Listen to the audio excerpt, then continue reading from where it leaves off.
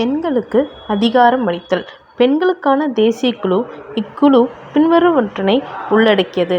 பெண்களுக்கான அரசியலமைப்பு மற்றும் சட்ட பாதுகாப்பு நடவடிக்கைகள் மறு ஆய்வு செய்வதற்காக பெண்களுக்கான தேசிய குழு சட்டம் 1990 கீழ் 1992 ஆண்டு ஜனவரி மாதம் பெண்களுக்கான தேசிய குழு ஒரு சட்ட அமைப்பை அமைக்கப்பட்டது.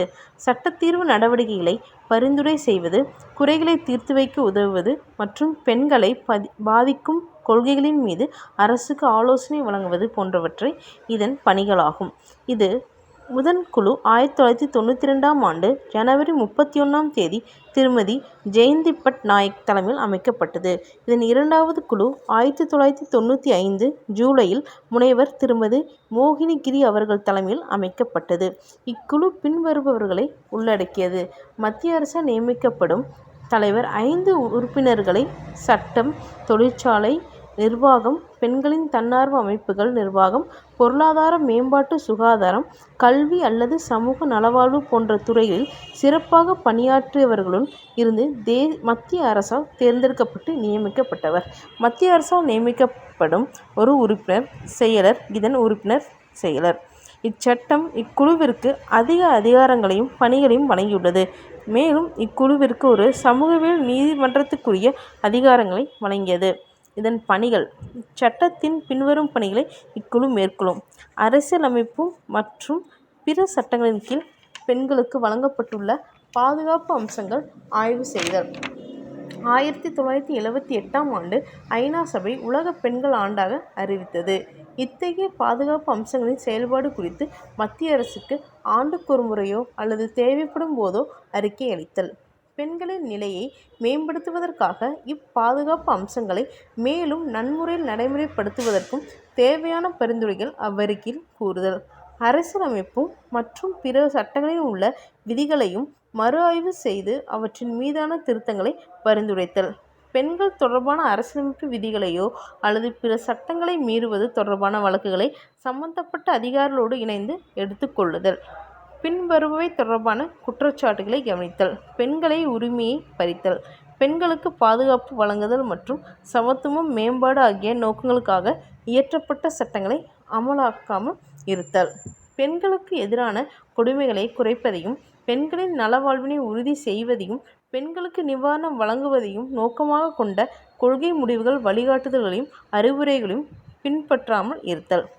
பெண்களுக்கு எதிரான கொடுமைகள் மற்றும் பாரபட்சம் போன்ற பிரச்சினைகளுக்கு சிறப்பு விசாரணை மற்றும் ஆய்வு ஆகியவற்றை கோருதல். மேலும் அவற்றுக்கான காரணங்களை கண்டறிந்து அவற்றை சரி செய்வதற்கான திட்டங்களை பரிந்துரை செய்தல்.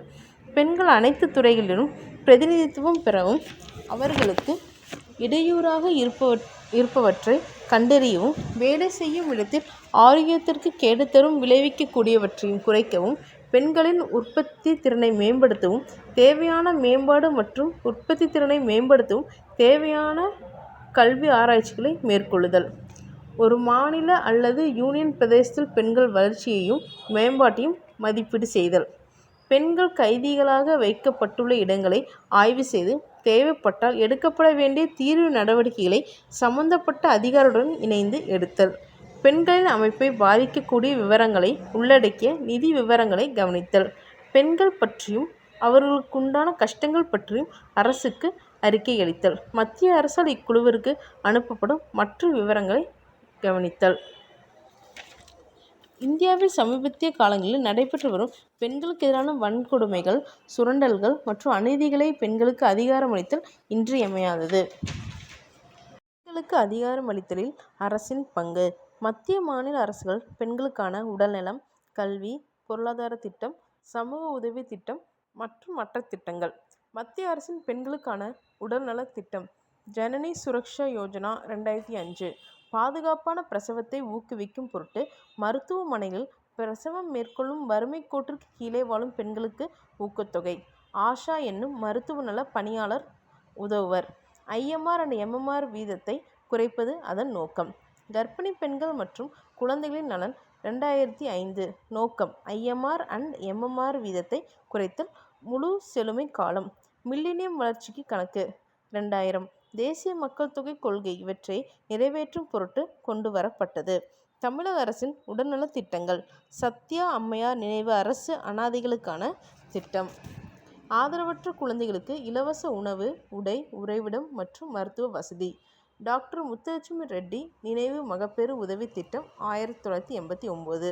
வறுமைக் கோட்டிற்கு கீழ் வாழும் கர்ப்பிணி பெண்களுக்கு நிதி உதவி. அங்கன்வாடி மையம். மத்திய அரசின் பெண்கள் கல்விக்கான திட்டங்கள். SSA 2001. 86A ஆக்ட் 2002 படி 6-14 வயதுள்ள குழந்தைகளுக்கு கட்டாய கல்வி. பெண் குழந்தைகளின் கல்விக்கென முக்கியத்துவமான திட்டம். பெண் குழந்தைகளின் தொடக்க கல்விக்கான தேசிய திட்டம். மகிளா சம்க்யா திட்டம். கஸ்தூரிபா காந்தி பவிகா வித்யாலயா. மகிளா சமக்யா திட்டம் 1989. தேசிய கல்விக் கொள்கையின் இலக்குகளை நிறைவேற்றும் பொருட்டு இளம் பருவத்திற்கான ஊட்டச்சத்து அங்கன்வாடி மையங்கள் மூலம் ஊட்டச்சத்து. தற்போது சாப்லா திட்டம் என்பர். சாப்லா திட்டம் 2010. ராஜீவ்காந்தி வளரும் பெண்கள் இளம் பருவத்திற்கான திட்டம். வயது 11-18 வரை. ஊட்டச்சத்து அளித்தல் மற்றும் உடல்நலத்தை பேணுதல். இளம் பருவத்திற்கான ஊட்டச்சத்து திட்டம் 2002-2003. ஊட்டச்சத்து குறைவான இளம் பெண்களுக்கான மாதந்தோறும் 6 கிலோ தானியம். இந்திரா காந்தி மட்ரிவா சக்யோக் யோஜனா. கர்ப்பிணி பெண்கள் பாலூட்டும் தாய்மார்களுக்கான பணம் வழங்கும் திட்டம். வேலை அளிப்பதற்கான கூலி தருதல். ரூபாய் 4000 3 தவணைகளில். பேறுகால விடுப்பு சட்டம் 1961. பணிபுரிய பெண்களுக்கான 6 மாத காலம் வழிமுறை கூடிய சம்பளம். கஸ்தூரிபா காந்தி பலிகா வித்யாலயா திட்டம். நடுநிலை கல்வி வரை பயிலும் பெண் குழந்தைகளுக்கு விடுதியுடன் கூடிய கல்வி நிறுவனங்கள் அமைத்தவர். தமிழக அரசின் நடவடிக்கைகள். பெரியார் ஈவேரா நாகம்மை திட்டம் 1989. பெண் குழந்தைகளுக்கான இலவச கல்வி வழங்கும் திட்டம். இடைநிற்றலை குறைத்தல்.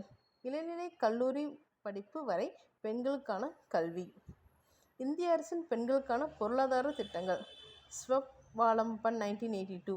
வேலைவாய்ப்பை பெறவும் சுய வேலைவாய்ப்பை உருவாக்கி கொள்ளவும் பயிற்சி அளிக்கும் திட்டம். சுபசக்தி திட்டம் 1989. ஊரக மகளிர் மேம்பாட்டு திட்டங்களுக்கு நிதியுதவி வழங்கலை மகளிர் எளிதாக பயன்படுத்தும் பொருட்டு இத்திட்டம் செயல்படுத்தப்பட்டது. வட்டியில்லா கடன் வழங்குதல். SGEPW 2003-4. Support to training employments program sex human. 8 விதமான துறைகளில் பெண்களின் அறிவை வளர்க்கும் திறமைகளை வெளிக்கொணரவும் பயிற்சி. ஸ்வயம் சித்தா SHG மூலம் பெண்கள் தொழில் தொடங்க வழி. இந்திரா மகிளா யோஜனா எனவும் இத்திட்டம் வழங்கப்படும். தனலட்சுமி 2008. 8ஆம் வகுப்பு வரை பயிலும் பெண்களுக்கு நிதியுதவி. ராஷ்டிரிய மகிளா கோஷ் குறுநிதி சேவைகள் வழங்குதல். Gender budgeting 2004. நாட்டில் செய்யப்படும் ஒவ்வொரு செலவினத்திலும் குறிப்பிட்ட தொகை பெண்களுக்காக செலவு செய்யப்பட வேண்டும். அனைத்து துறைகளிலும் பெண்களுக்கான வள ஒதுக்கீடு செய்வதற்கு ஜெண்டர் பட்ஜெட்டிங் உதவும். கஸ்தூரி சக்தி புரஸ்கார் சமூக வளர்ச்சி முன்னேற்றத்தில் பெண்களின் சாதனைகளை அங்கீகரிக்கவும் பொருட்டு விருதுகளை வழங்குகிறது. தேவி அகல்யாபாய் விருது, கண்ணகி விருது, மாதா ஜிஜாபாய் விருது, ராணி ஜெயின் டென்ஜோ ஜோங்காங் விருது, ராணி லட்சுமிபாய் விருது, ரமாதேவி விருது. இந்திய அரசின் மற்ற திட்டங்கள். நவஜத் சிசு சுரக்ஷா காரியக்ரம் 2009. IMR MMR விதத்தை குறித்தல். சுகாதார நிலையங்களில் பணிபுரிகிறவர்களுக்கு சிறப்பு பயிற்சி அளிப்பதன் மூலம் பெண்களுக்கு உடல்நல பாதுகாப்பை உறுதி செய்யவும். பாரதிய மகிளா வங்கி 2013. 2013ஆம் ஆண்டு பட்ஜெட்டில் அறிவிப்பு. 1000 கோடி முதலீடு பெண்களுக்கான வங்கி. தமிழக அரசின் பெண்களுக்கான பொருளாதார திட்டங்கள். சிவகாமி அம்மையார் நினைவு பெண் குழந்தை பாதுகாப்பு திட்டம் 1992. ஒரு பெண் குழந்தை இறப்பின் ரூபாய் 22,000. 2 பெண் குழந்தைகள் இருப்பின் ரூபாய் 15,200 வழங்குதல். நோக்கம். குடும்ப நலத்திட்டத்தை ஊக்குவித்தல். பெண் கல்வி. பெண் சிசு கொலையை ஒழித்தல். இந்திய அரசின் பெண்களுக்கான சமூக உதவி திட்டங்கள். பணிபுரிய பெண்களுக்கான விடுதி 1972. ராஷ்டிரிய மகிளா கோஷ் 1993. பெண்களுக்கான தேசிய நிதி உதவி திட்டம். இது கடன் வழங்கும் முதலாளிகளின் சுரண்டல்களிலிருந்து பெண்களை பாதுகாக்கிறது. பெண்களின் எழுத்தறிவை அதிகரிப்பதே அதன் நோக்கம். 11வது ஐந்தாண்டு திட்டத்தில் மொத்த மக்கள் தொகையில் 80% எழுத்தறிவை அடைவதே இலக்கு.